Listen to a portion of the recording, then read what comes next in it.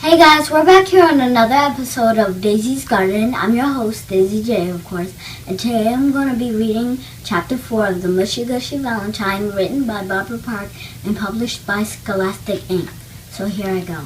Chapter 4, The Disagreement. On Monday, I skipped into room 9 very thrilled. Mrs., look, I said. I have all the Valentimes for the big, giant Valentimes box. They are right here in the paper bag. This paper bag I am carrying. I ran and showed her inside it. See them, missus? I matched every single card to the exact person who will get it, I explained. Mrs. patted my head. She said the word, good job. Then she took my hand and she showed me how to put my Valentine's through the mail slot in the box. I do believe that you are the very first person in room 9 to bring in her cards, said Mrs. I did a gasp at that exciting news. First, Mrs., I asked, I am really first? After that, I sprang way high in the air, and I ran around and around in a circle. I've never been first at anything before, I said real squeally, not ever, never. And so what is my prize for winning? I closed my eyes and held out my hands. Put it right in my hands, okay, missus? I won't even peek, I promise. After that, I stood there real patient, but nothing got put in my hands. Finally, Mrs. bent down next to me. Junie B, honey, I'm really sorry, but there is no prize, she said. We weren't actually having a contest. I opened my eyes. We weren't, I asked. Mrs. shook her head. No. My shoulders slumped a teeny bit. So then, a prize would be out of the question, probably, I said. Mrs. shrugged. I'm afraid I didn't buy any prizes, she said. After that, I rocked back and forth on my feet, and I thought.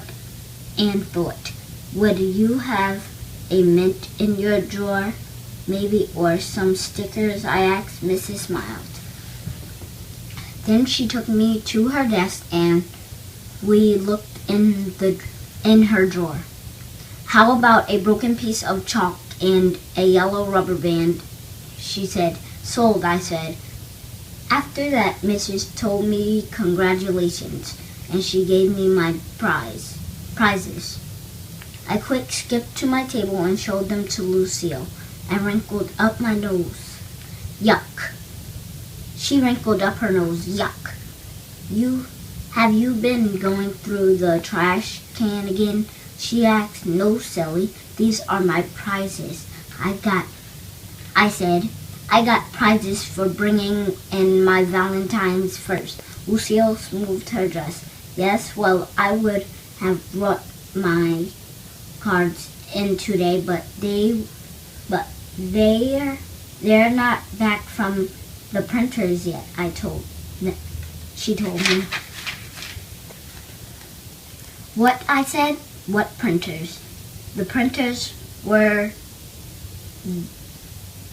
where they print my name on the cards, she said.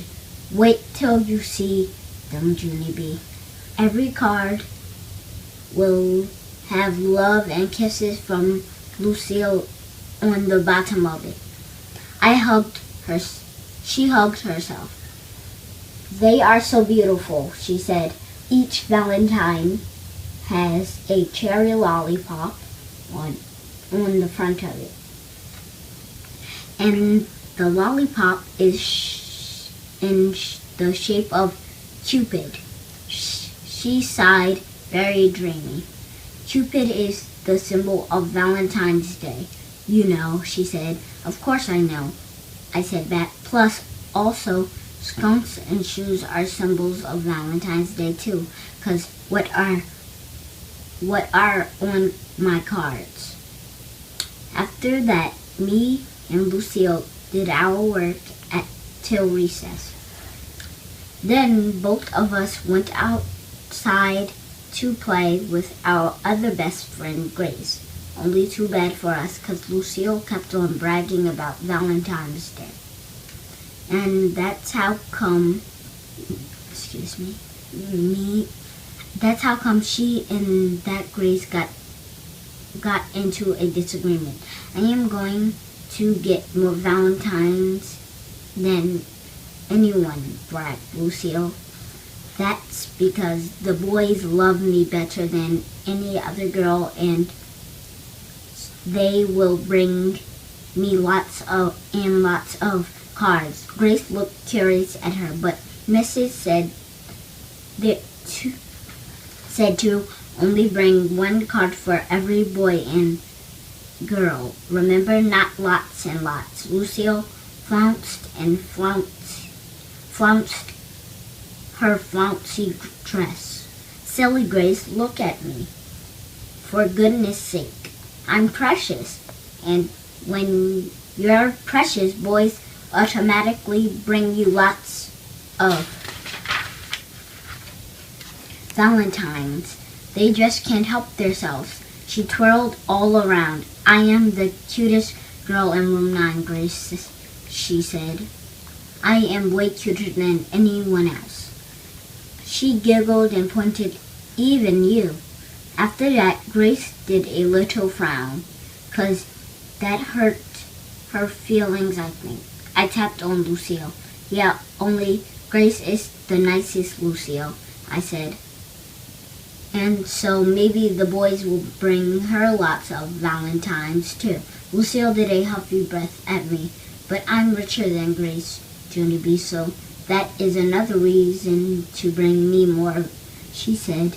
I thought for a minute. Yes, but Grace can run faster, I said. So, said Lucille, my hair is longer, and boys like long hair. I looked at Grace's head, but Grace's hair is springier and curlier, I said. And that is cute as a button. Lucille made squinty eyes at me. But I have a big screen TV and a pool, she said real loud. That's how come me and that Grace leaned our heads together and we got in a huggle. Finally, I looked up at Lucille. Okay, here's what we came up with.